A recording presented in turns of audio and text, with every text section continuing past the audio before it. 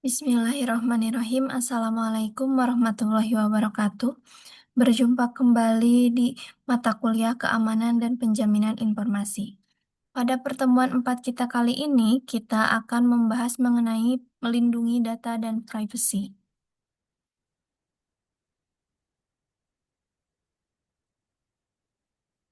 Fokus materi yang akan kita bahas adalah yang pertama, menjelaskan mengenai perangkat dan data pribadi.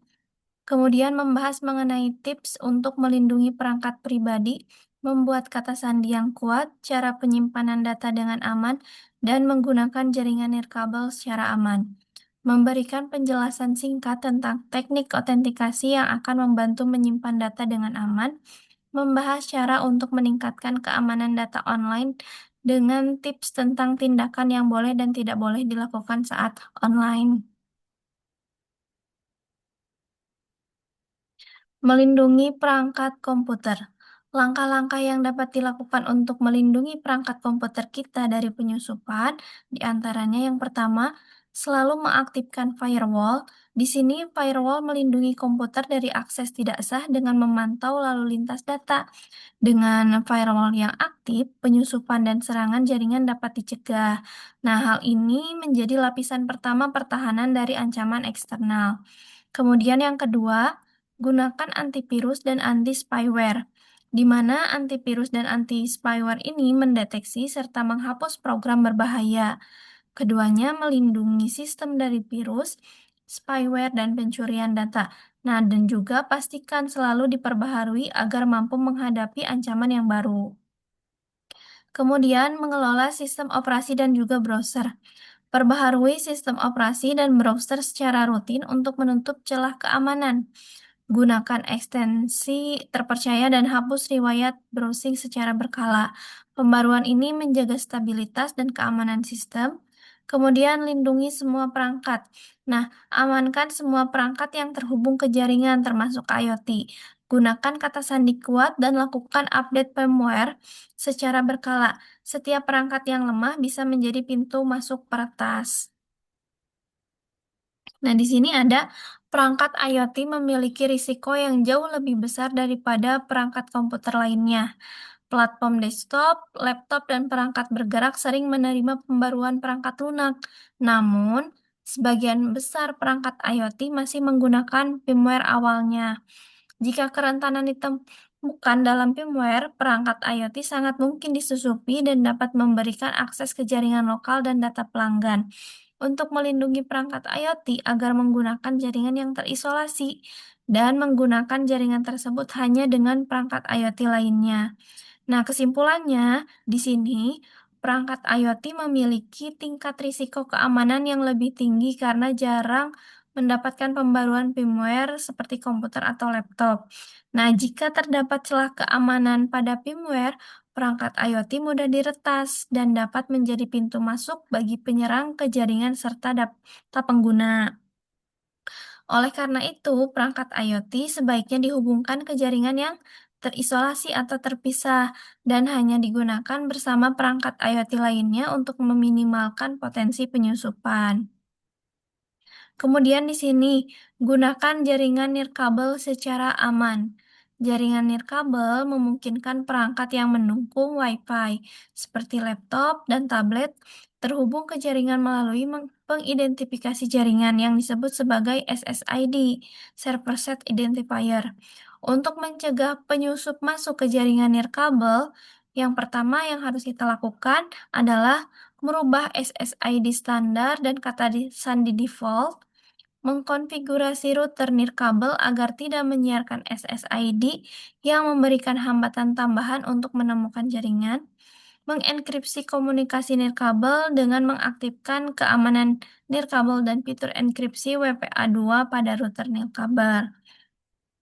Jadi kesimpulannya, jaringan nirkabel ini harus diamankan dengan mengganti SSID standar dan kata sandi default, kemudian menonaktifkan siaran SSID, serta mengaktifkan enkripsi WPA2. Langkah-langkah ini bisa membantu mencegah penyusup menemukan dan mengakses jaringan Wi-Fi sehingga menjaga keamanan data dan koneksi pengguna. Kemudian, ini kelemahan WPA2 ya maksudnya. Nah, yang dimaksud WPA2 ini adalah Wi-Fi Protected Access 2, yaitu protokol keamanan jaringan nirkabel yang digunakan untuk melindungi komunikasi Wi-Fi dengan cara mengenkripsi data antara router dan perangkat pengguna. Nah, di sini si kelemahan WPA2 ini memungkinkan penyusup memecah enkripsi antara router nirkabel dan klien nirkabel, serta memungkinkan penyusup mengakses dan memanipulasi lalu lintas jaringan. Kemudian dieksploitasi menggunakan crack, key installation attack. Kemudian untuk mencegah seseorang mencegat informasi atau menyadap di tengah jalan, saat menggunakan jaringan nirkabel publik, gunakan tunnel dan layanan VPN terenkripsi. Jadi ini, namun meskipun lebih aman dibanding pendahulunya, WFP dan WPA, WPA2 memiliki kelemahan yaitu bisa dieksploitasi melalui serangan crack ini. Nah, serangan ini memungkinkan penyusup memecahkan enkripsi, mengakses bahkan memanipulasi lalu lintas data jaringan. Serem ya. Karena itu, untuk keamanan tambahan, terutama saat memakai Wi-Fi publik, disarankan menggunakan VPN atau Virtual Private Network agar data tetap terenkripsi dan tidak mudah disadap. Kemudian ada Bluetooth. Nah, Bluetooth juga dapat dieksploitasi oleh peretas untuk menyadap, membuat kontrol akses jarak jauh, mendistribusikan malware, dan menguras baterai. Untuk menghindari masalah ini, nonaktifkan Bluetooth bila tidak digunakan. Jadi jangan aktif terus. Kalau misalkan memang sudah tidak dipakai, nonaktifkan kembali. Namun kadang lupa untuk menonaktifkan kembali si Bluetooth-nya karena nggak terlihat gitu ya. Nah, di sini kata sandi unik untuk setiap akun online. Tidak menggunakan kata dalam kamus atau nama dalam bahasa apapun yang mudah ditebak. Tidak menggunakan kesalahan eja yang umum dari kata dalam kamus. Tidak menggunakan nama komputer atau nama akun khusus, apalagi punya nama panggilan khusus gitu kan. Jika memungkinkan, gunakan karakter khusus, misalnya tanda seru, kemudian hashtag, dolar, persen, dan sebagainya. Gunakan kata sandi dengan minimal 10 karakter atau lebih. Ini nih, kalau misalkan kita bikin kata sandi, all white cat ini bagus, namun yang lebih baik nih, 11 white cat. Yang lebih baik lagi yang ditulis seperti ini. Gunakan kalimat sandi dan bukan kata sandi. Untuk mencegah akses fisik yang tidak sah ke perangkat komputer, gunakan kalimat sandi dan bukan kata sandi.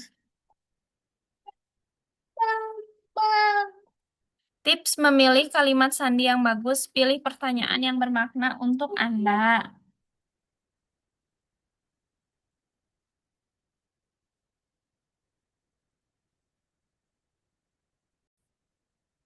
Nah, tips memilih kalimat sandi yang bagus, pilih pernyataan yang bermakna untuk Anda. Misalkan kata sandi yang memang mudah diingat untuk Anda, tapi unik. Tambahkan karakter khusus, misalnya seperti ini. Kemudian semakin panjang, semakin baik. Jangan gunakan pernyataan yang umum atau terkenal, misalnya lirik dari lagu populer. Nih, seperti tadi ya, yang oke misalkan this is my past phrase, kemudian baik a cat that loves dog. Kalau lebih baik lagi itu yang penggabungan antara karakter tadi, karakter khusus. Kemudian standar sandi NIST, National Institute for Standard and Technology. Panjang minimum 8 karakter, maksimum 64 karakter. Bukan kata sandi umum yang mudah ditebak, misalnya password ABC123. Tidak ada aturan penyusunan, misalnya berisi huruf besar dan kecil serta angka. Meningkatkan keakuratan pengetikan dengan memungkinkan pengguna melihat kata sandi saat mengetik. Semua karakter cetak dan spasi boleh digunakan. Tidak ada petunjuk kata sandi, tidak ada waktu berakhir berkala atau mendadak untuk kata sandi. Tidak ada autentikasi berdasarkan pengetahuan, misalnya informasi dari pertanyaan rahasia bersama, data pemasaran, dan riwayat transaksi. Ini menurut standar yang NIST. Kemudian di sini bagaimana membuat dan menyimpan kata sandi yang kuat. Bagian 1, membuat kata sandi yang kuat. Kata sandi yang kuat memiliki 4 persyaratan yang tersusun dalam urutan keutamaan. Yang pertama, pengguna dapat mengingat kata sandi dengan mudah. Jangan mentang-mentang harus kuat, harus panjang, terus itu nggak bisa diingat oleh kita kan juga bahaya. Kata sandi tidak mudah ditebak oleh orang lain. Kata sandi tidak mudah ditebak atau ditemukan oleh program. Kata sandi harus rumit, berisi angka, simbol, serta gabungan huruf besar dan kecil, namun tetap mudah diingat oleh kita.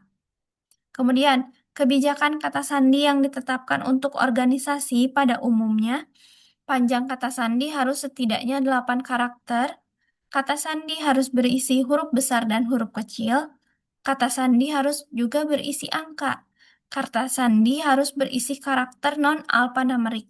Jadi tadi ya gabungan dari huruf besar kecil, angka, dan karakter khusus. Nah, di sini ada alat bantu pembuatan kata sandi online. Buat kata sandi berdasarkan rangkaian kebijakan kata sandi di perusahaan umum yang dijelaskan sebelumnya. Bisa teman-teman menggunakan bantuan dari website ini, passwordgenerator.net. Tentukan pilihan untuk mencocokkan dengan rangkaian kebijakan kata sandi. Buat kata sandi, apakah kata sandi yang dibuat mudah untuk diingat. Nah, si password generator ini merupakan situs yang digunakan untuk membuat kata sandi acak berdasarkan kebijakan keamanan perusahaan tadi. Nah, di sini kita juga bisa menyesuaikan pengaturan sesuai kebutuhan agar hasil sandi kuat namun tetap sesuai standar keamanan. Nih, di sini eh, panjangnya berapa, include simbol atau enggak. Ini banyak ketentuannya. Nah, ketika di generate, passwordnya akan jadi seperti ini. Kemudian, membuat alat bantu pembuatan kata sandi online. Buat kata sandi dengan kata-kata acak. Perhatikan bahwa karena digabung kata-kata tersebut tidak terlihat sebagai kata dalam kamus. Nah, kalau yang misalkan yang di sini, freshing.com, situs ini membuat kalimat sandi fast frase dengan menggabungkan kata-kata acak yang mudah diingat tetapi sulit ditebak karena tidak membentuk kata kamus yang umum. Setelah membuat kata sandi dari situs tersebut, kita bisa menyimpannya. Buat kata sandi menggunakan kata acak dengan mengklik Generate Another di bagian atas halaman web. Apakah kata sandi yang dibuat mudah untuk diingat? Kalau ini memparafrase, jadi menggabungkan beberapa kalimat. Kalau yang tadi membuat dari awal. Kemudian menyimpan kata sandi dengan aman. Pengelola kata sandi yang populer adalah LastPass. Nah, LastPass ini merupakan alat pengelola kata sandi atau Facebook Manager, yaitu seperti layanan yang digunakan untuk menyimpan, mengatur, dan melindungi semua kata sandi di dalam satu tempat secara aman. Jadi, secara ringkasnya nih, LastPass itu adalah aplikasi atau layanan berbasis web yang membantu pengguna untuk membuat akun untuk menyimpan semua kata sandi dengan aman di dalam satu istilahnya berangkas digital. Menggunakan satu kata sandi utama atau master word untuk master password untuk mengakses seluruh koleksi sandi. Menyimpan data secara terenkripsi sehingga meskipun disimpan secara online, orang lain tidak dapat membaca isi kata sandi tanpa kunci utama. Nah, di sini membuat akun percobaan LastPass. Buka peramban web atau buka browser, lalu buka web lastpass.com. Klik Start Trial untuk membuat akun percobaan. Isi semua kolom sesuai petunjuk. Buat kata sandi utama. Kata sandi ini memberi Anda akses ke akun LastPass Anda. Ini untuk membuka akunnya ya, yang ini. Unduh dan install klien LastPass untuk sistem operasi Anda. Buka klien, lalu masuk dengan kata sandi utama LastPass Anda. Telusuri pengelola kata sandi LastPass. Setelah Anda menambahkan kata sandi ke LastPass, di mana kata sandi tersebut disimpan, selain Anda, setidaknya satu entitas lain dapat mengakses kata sandi Anda. Siapa entitas tersebut? Menyimpan semua kata sandi di satu tempat memang praktis, namun ada kekurangannya. Nah, jadi di sini bahwa menyimpan semua sandi di satu tempat memiliki resiko karena jika akun utama LastPass diretas, eh, seluruh kata sandi pengguna bisa terancam. Jadi pengguna perlu memastikan kata sandi utama sangat kuat dan mengaktifkan autentikasi dua faktor untuk keamanan tambahan ketika mengakses akun si LastPass tersebut.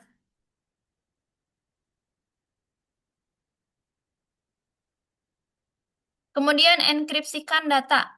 Enkripsi adalah proses konversi informasi ke dalam bentuk yang tidak dapat dibaca oleh pihak yang tidak sah. Hanya orang terpercaya dan berwenang dengan kunci rahasia, jadi yang memegang kuncinya, atau kata sandi yang dapat mendeskripsikan data yang telah dienkripsi tersebut ke dalam bentuk aslinya. Enkripsi tidak mencegah seseorang untuk menyadap data, tapi setidaknya dia membuat lebih terjaga karena tidak dalam bentuk aslinya. IFS, Sistem File Enkripsi, merupakan fitur Windows yang dapat mengenkripsi data. Nah, untuk mengenkripsi data menggunakan IFS di semua versi Windows, ikuti langkah-langkah berikut. Mungkin bagi teman-teman yang ingin mengenkripsi sebuah folder yang sangat rahasia bagi teman-teman atau yang sangat penting, bisa melakukan langkah-langkah berikut. Pilih satu atau beberapa file atau folder. Klik kanan pada data yang dipilih, kemudian Properties, klik Advanced, centang kontak, Encrypt Content to Secure Data. Pilih dan folder yang telah dienkripsi dengan IFS ditampilkan dalam warna yang hijau. Seperti ini, encrypted folder. Cadangkan data. Memiliki cadangan dapat mencegah hilangnya data tak tergantikan, misalnya foto keluarga. Untuk membuat cadangan data dengan benar, memerlukan lokasi penyimpanan dan tambahan untuk data, dan harus menyalin ke data ke lokasi tersebut secara rutin dan juga otomatis. Jadi, data tidak disimpan dalam satu tempat. Lokasi tambahan untuk file cadangan dapat berada di jaringan rumah.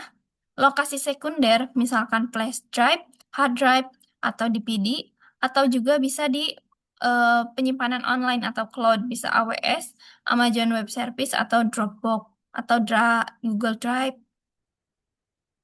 Menghapus data secara permanen. Untuk menghapus data agar tidak lagi dapat dipulihkan, harus ditimpa dengan angka biner 1 dan 0 beberapa kali. Untuk mencegah pemulihan file yang dihapus, perlu menggunakan alat bantu yang dirancang khusus untuk melakukan hal tersebut. Program S-Delete dari Microsoft untuk Vista dan versi lebih baru mengklaim dapat sepenuhnya menghapus file sensitif. Shred untuk Linux dan Secure MPT Trust untuk macOS adalah beberapa alat bantu yang mengklaim menyediakan layanan serupa, secara fisik menghancurkan hard drive atau perangkat penyimpanan. Kemudian, siapa yang memiliki data Anda? Nah, kita juga harus mempelajari kebijakan persyaratan layanan. Buka situs layanan web, layanan online yang digunakan, lalu cari perjanjian persyaratan layanan. Apakah teman-teman ketika membuat akun sosial media pernah membaca layanan atau ketentuan dari si media sosial tersebut? Nah, jika tidak, teman-teman juga bisa nih saat ini untuk mengecek kembali bagaimana kebijakan atau persyaratan layanan tersebut. Kalau Facebook ini bisa nih di bagian ini Voice, kemudian Instagram, Legal Term, kemudian Twitter, X, TOS, kemudian Pinterest juga di sini term service, penyimpanan online juga ini ada bagaimana dia melakukan kebijakan persyaratan layanannya. Bisa teman-teman akses di sini. Kemudian Tinjau persyaratan tersebut lalu jawab pertanyaan berikut. Apakah Anda memiliki akun di penyedia layanan online?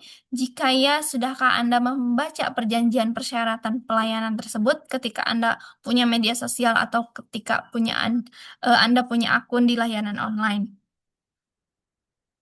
Bagaimana kebijakan penggunaan datanya, bagaimana pengaturan privasinya, bagaimana kebijakan keamanannya, apa hak Anda terkait data Anda, apakah Anda dapat meminta salinan data Anda, apa saja yang dapat dilakukan penyedia pada data yang Anda unggah, dan apa yang terjadi pada data Anda bila Anda menutup akun.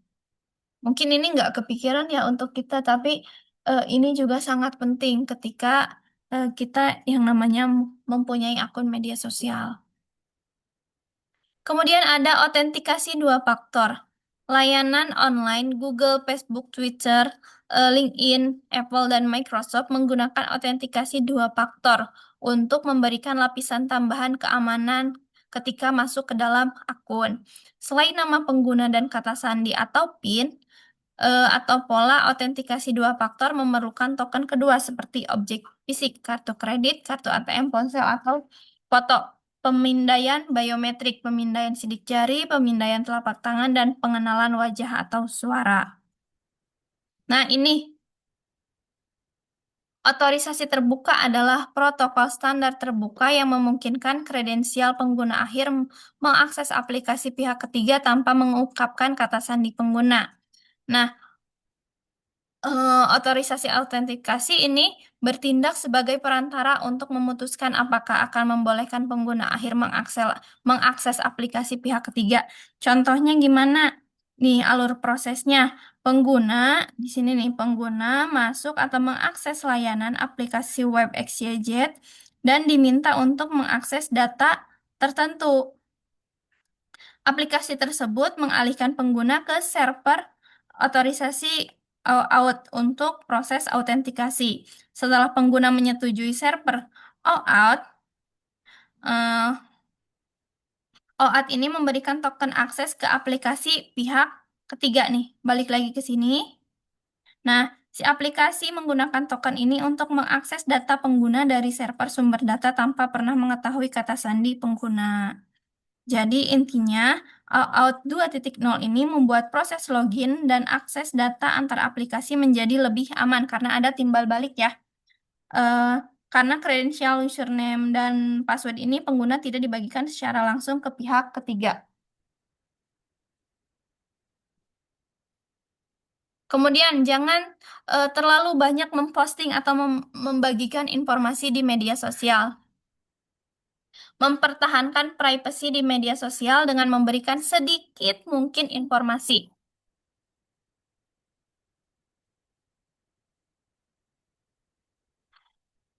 Tidak memberikan informasi seperti tanggal lahir, alamat email, atau nomor telepon di profil diri. Kemudian orang-orang yang perlu mengetahui informasi pribadi Anda mungkin sudah mengetahuinya. Jangan isi profil media sosial dengan lengkap.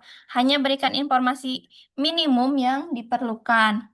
Periksa pengaturan media sosial agar hanya memperbolehkan orang yang dikenal untuk melihat aktivitas atau terlibat dalam percakapan Anda. Privacy email dan web browser.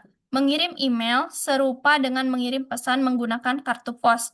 Pesan kartu pos dapat dilihat oleh siapapun yang dapat melihatnya. Nah, pesan email dikirim dalam bentuk teks sederhana dan dapat dibaca oleh siapapun yang dapat mengakses si email tujuan.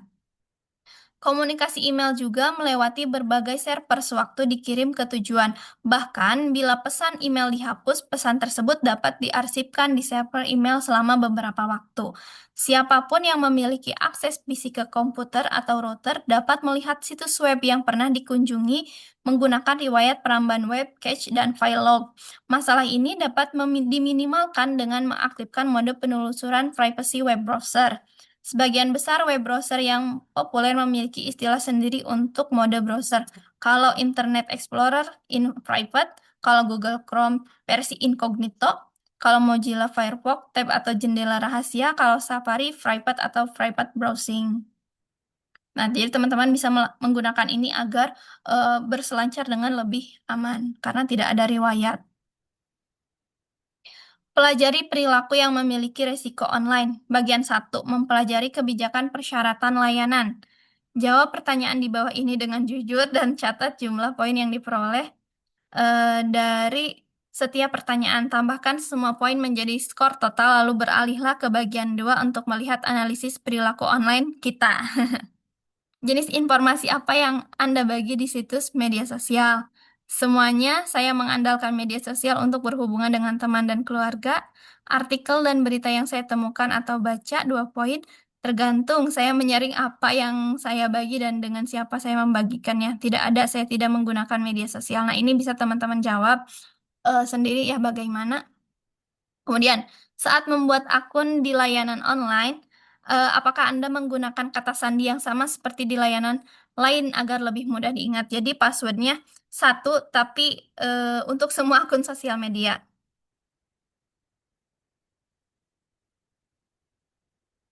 Apakah seperti itu? Membuat kata sandi yang semudah mungkin agar Anda dapat mengingatnya. Membuat kata sandi yang sangat rumit dan menyimpannya di layanan pengelola kata sandi. Membuat kata sandi baru yang mirip dengan namun berbeda dari kata sandi yang digunakan di layanan lain. Membuat kata sandi baru yang kuat.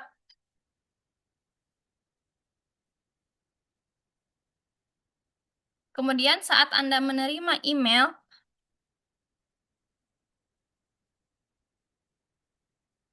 Anda mengklik link karena server email telah memindai email.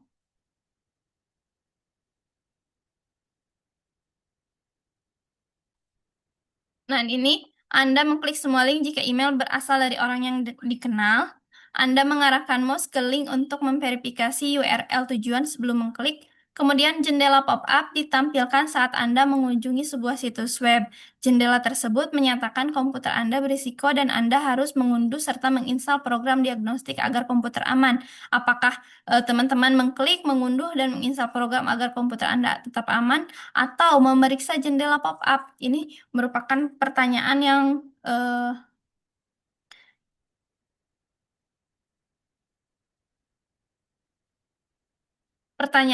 yang bisa kita jawab ketika kita menghadapi situasi tersebut. Apakah Anda mengabaikan pesan memastikan Anda tidak mengkliknya atau mengunduh program lalu menutup situs web? Saat perlu masuk ke situs web institusi keuangan Anda untuk melakukan sebuah tugas, Anda langsung memasukkan informasi masuk, Anda memverifikasi URL, ini eh, apa ya, jawabannya ini bisa pilih salah satu. Kemudian Anda membaca program dan memutuskan untuk mencobanya. Anda sedang menelusuri internet dan menemukan versi percobaan di situs yang tidak diketahui. Ini apakah langsung mengunduh, mencari informasi lebih lanjut, atau tidak mengunduh atau tidak menginstal programnya. Ini pertanyaan selanjutnya. Anda menemukan sebuah drive USB saat berjalan ke kantor. Apakah teman-teman mau mengambilnya dan memasang ke komputer untuk melihat isinya? Mengambilnya dan memasang ke komputer untuk menghapus seluruh isinya sebelum menggunakannya kembali? Mengambilnya dan memasangnya ke komputer untuk menjalankan pemindaian antivirus sebelum menggunakan untuk file Anda atau sama sekali tidak mengambilnya? Anda perlu menyambung ke internet dan Anda menemukan hotspot WiFi terbuka. Apakah teman-teman langsung pakai hotspot tersebut, lalu menggunakan internet, tidak menyambung ke hotspot tersebut dan menunggu hingga menemukan sambungan terpercaya, menyambung ke hotspot tersebut dan menetapkan VPN ke server, atau tidak mengambilnya, gitu. Kemudian, menganalisis perilaku online Anda. Semakin tinggi skor Anda, berarti semakin tidak aman perilaku online Anda. Tujuannya adalah 100% aman dengan memperhatikan semua interaksi online. Ini sangat penting karena hanya butuh satu kesalahan untuk merusak komputer dan data Anda. Jadi, teman-teman ini bisa menilai, mengevaluasi diri sendiri ketika bagaimana sih perilaku online-nya teman-teman. 0, perilaku online Anda sangat aman. 0 sampai 3, perilaku online Anda cukup aman namun harus tetap diubah agar benar-benar aman. 3 sampai 17, perilaku online Anda tidak aman dan komputer beresiko tinggi untuk disusupi. 18 atau lebih, perilaku online Anda sangat tidak aman dan komputer mudah disusupi. Nih, beberapa tips keamanan online penting. Semakin banyak informasi yang Anda bagi di media sosial, semakin besar kesempatan penyerang untuk mengenal Anda. Menggunakan kembali kata sandi adalah praktik yang buruk. Jadi, kata sandinya sama di akun semua sosial media. Email mudah dipalsukan agar terlihat sah. Email yang dipalsukan sering berisi link ke situs berbahaya atau malware. Jangan klik link tertanam yang diterima melalui email. Jangan terima perangkat lunak yang tidak diminta, terutama jika berasal dari halaman web. Sebelum mengklik link atau memberikan informasi apapun, periksa kembali URL untuk memastikan membuka halaman web yang benar. Pilih dengan cermat sebelum menginstal program. Cari informasi untuk memastikan perusahaan atau individu di balik program adalah penulis program yang serius dan sah. Unduh program dari situs web resmi perusahaan atau individu tersebut. Jangan sembarangan menggunakan drive USB dan flash drive. Drive USB dan flash drive yang berisi controller kecil yang memungkinkan berkomunikasi dengan komputer. Controller tersebut dapat terinfeksi nih kalau misalkan kita nemu flash disk yang membuatnya menginstal perangkat lunak berbahaya di komputer kita. Penyerang sering menggunakan hotspot Wi-Fi palsu untuk memancing pengguna. Jangan gunakan hotspot Wi-Fi yang tidak diketahui tanpa mengenkripsi lalu lintas Anda melalui VPN. Jangan berikan data sensitif seperti nomor kartu kredit saat menggunakan jaringan yang tidak diketahui. Setelah menganalisis perilaku online Anda, perubahan apa yang akan Anda lakukan untuk melindungi diri? Nah, itu merupakan beberapa pertanyaan untuk mengevaluasi bagaimana perilaku online kita saat ini. Demikian yang dapat saya sampaikan, kurang lebihnya saya mohon maaf. Wabillahi taufiq wal hidayah. Wassalamualaikum warahmatullahi wabarakatuh.